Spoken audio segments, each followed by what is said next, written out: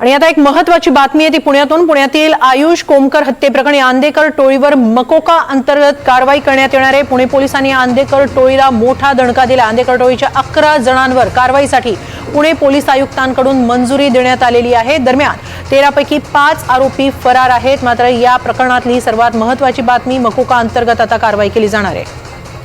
याबाबत अधिक माहिती घेऊया आमच्या प्रतिनिधी रेवती हिंगवे यांच्याकडून। रेवती, काय अधिक माहिती?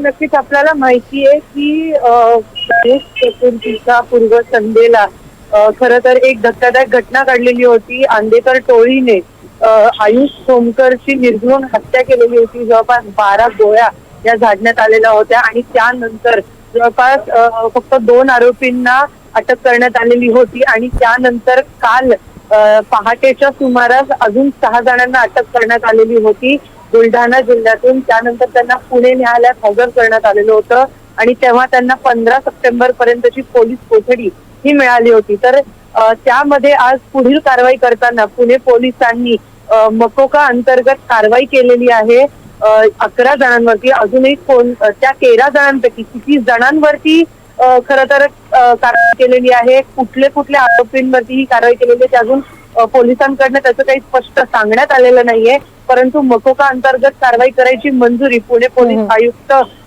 जे आहेत अमितेश कुमार त्यांच्याकडनं करण्यात आलेली। आणि विशेष म्हणजे जेव्हा मकोका अंतर्गत कारवाई होते तेव्हा सहजासहजी जामीन होत नाही।